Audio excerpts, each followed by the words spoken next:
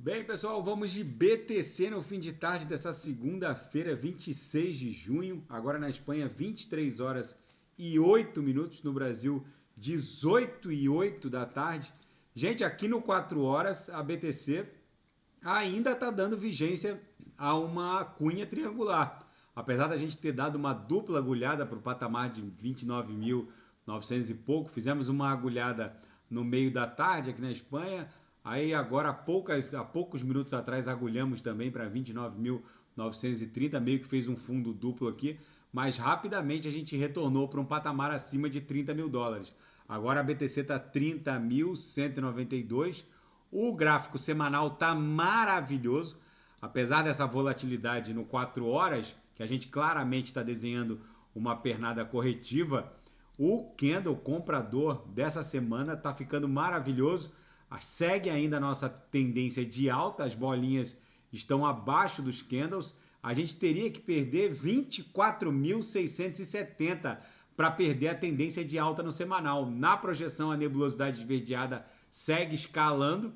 No renco, a BTC segue no game de uma onda 5, que vai levá-la para 36 mil dólares. Então foi uma onda 1, 2, 3, 4, 5 aqui no renco, com box de 1.000 dólares.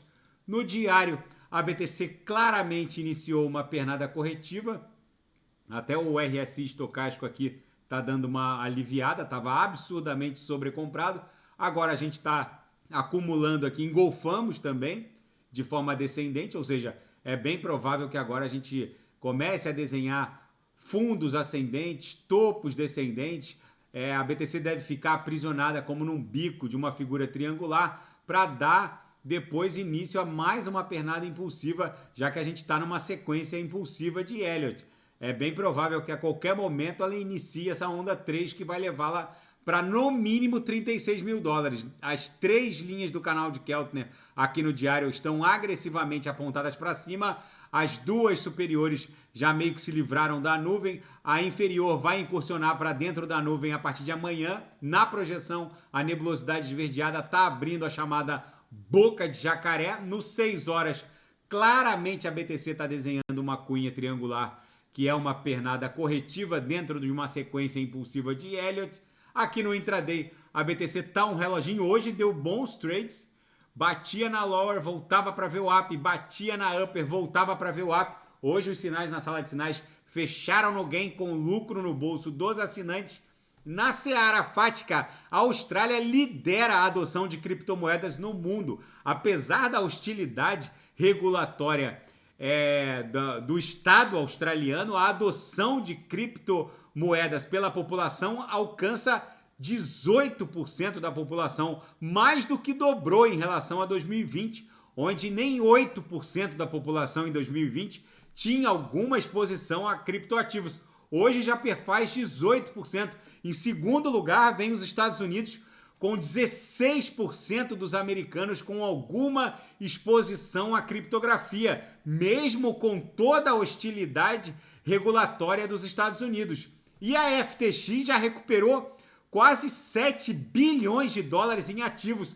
Então, segundo os peritos contábeis da falência da FTX, faltariam em torno de 2 bilhões de dólares, um montante em torno de 2 bi para poder cobrir o rombo da apropriação indébita. Ou seja, daqui a pouco a FTX está quase desquebrada, por assim dizer. Alguns estão dando conta de que ela poderia eventualmente voltar a funcionar. Vamos ver.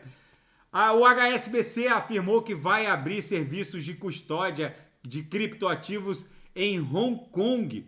Enfim, agora gigantes bancários resolveram aportar com força no mundo cripto. E na seara geopolítica e finanças internacionais, Joe Biden enfatizou que os Estados Unidos não estão envolvidos na revolta do grupo de mercenários Wagner, que se voltou contra os seus contratantes aliados, que era Moscou.